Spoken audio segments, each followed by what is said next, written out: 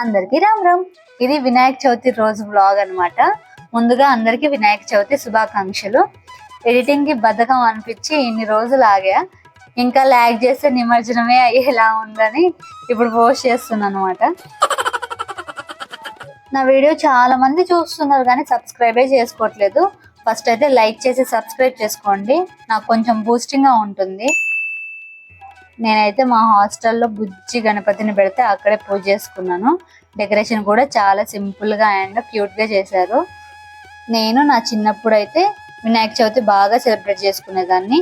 మార్నింగే లేచి చక్కగా స్నానం చేసుకుని మా ఫ్రెండ్స్ తో కలిసి ప్రతి ఇంటి నుంచి ఫ్లవర్స్ కలెక్ట్ చేసి పెద్ద దండగా కుచ్చి దేవుడికి వేసేవాళ్ళం అనమాట.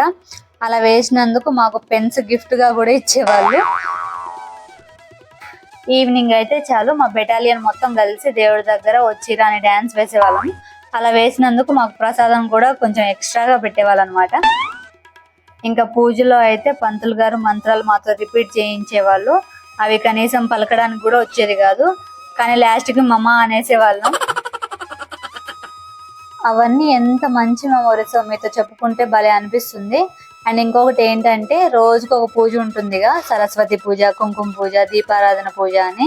సరస్వతి పూజ రోజు అయితే మొత్తం బ్యాగే తీసుకెళ్లి అన్ని బుక్స్ కి ఓం రాపించుకునే వాళ్ళం. నాకు తెలిసి మీరు కూడా ఇవన్నీ ఎక్స్పీరియన్స్ అయ్యే ఉంటారు. ఒకవేళ అయ్యి ఉంటే కామెంట్ చేయండి. అండ్ నేను చెప్పేది ఏంటంటే చాలా వరకు మనకు పాస్ట్ డేసే నచ్చుతాయి.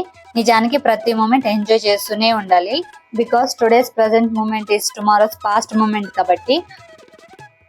మా హాస్టల్లో అయితే 5 రకాల ప్రసాదం చేశారు. ఆ రోజు లంచ్ అయితే స్కిప్ చేసా, ఎందుకంటే ప్రసాదంతోనే పుట్ట నిండిపోయింది.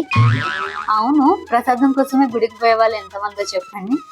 నేను చిన్నప్పుడు అయితే అందుకే వెళ్ళాను. ఇలా ఓల్డ్ మెమొరీస్ ని గుర్తు తెచ్చుకుంటూ మేమైతే సెలబ్రేట్ చేసుకున్నాం అనమాట. అండ్ తినే మా హాస్టల్ వార్డెన్. మీరు కూడా అందరూ బాగా సెలబ్రేట్ చేసుకున్నారని అనుకుంటున్నాను. ఆ విఘ్నేశ్వరుని ఆశీస్సులు ఎప్పుడు మీకు ఉండాలని కోరుతూ నేను మీ సంగీత.